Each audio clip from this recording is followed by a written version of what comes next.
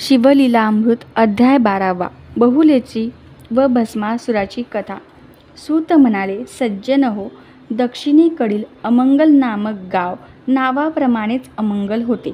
तेथे राहणारे विदुर आणि बहुला हे ब्राह्मण दाम्पत्यही व्यभिचारी होते. विदुराच्या मृत्यूनंतर यमदूतांनी त्याला भयंकर नरकात टाकून छळले व शेवटी पिशाच योनीत टाकले. विंध्याचलाच्या दऱ्याखोऱ्यात तहान भुकेने व्याकुळ होऊन तो पिशाच रूपात भटकू लागला. विधवा बहुलेला पण मुलगा झाला, पण तो कोणाचा आहे हेही तिला माहीत नव्हते. एकदा ती गोकर्ण क्षेत्री गेली असता पुराण ऐकण्यास बसली, तेव्हा पुराणिक बुवांनी व्यभिचारी स्त्रियांना कोणत्या यातना भोगाव्या लागतात हे सांगितल्यावर बहुला घाबरून रडू लागली. तिने बुवांची भेट घेऊन आपली पापकृत्य सांगितली व त्यांच्या चरणावर पडून यातून सोडवा असे विनवले. बुवांनी तिला ओम नमः शिवाय मंत्राचा उपदेश करून शिवलीला ऐकवल्या. त्यामुळे ती सप्रेम शिवभक्ती करू लागली. भक्तीने पवित्र झाली. शंकराने तिला शिवलोकी नेले.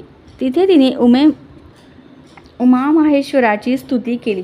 त्यामुळे प्रसन्न झालेल्या पार्वतीने तिला वर मागण्यास सांगितले असता तिने पतीचा उद्धार व्हावा अशी इच्छा प्रकट केली. त्यानंतर पार्वतीच्या सांगण्यावरून विंध्याचलावर पिशाच रूपात भटकणाऱ्या विदुराला शिवकीर्तन ऐकवून तिने त्याचा उद्धार केला. सूत पुढे म्हणाले, एकदा प्रदोषकाळी अंगाला भस्म लावत असताना शंकरांना त्यात एक खडा सापडला. त्यापासून जो असुर उत्पन्न झाला त्याला त्यांनी भस्मासूर असे नाव ठेवले. त्याला नित्य नवीन चिताभस्म आणून देण्यास सांगितले. ते आणण्यासाठी त्याला बरीच पायपीट करावी लागली.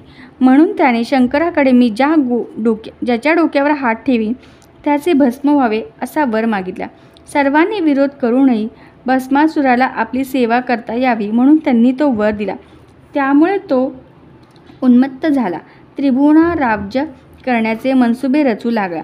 त्याने भूलोकी थैमान घातले. तेव्हा प्रजाजनांनी विष्णूकडे धाव घेतली. त्यांनी त्याला कैलासावर नेले. तेवढ्यात भस्मासूर तेथे आला आणि शंकराच्या मस्तकी हात ठेवण्यास धावला. तेव्हा शंकरांनी पळ काढला.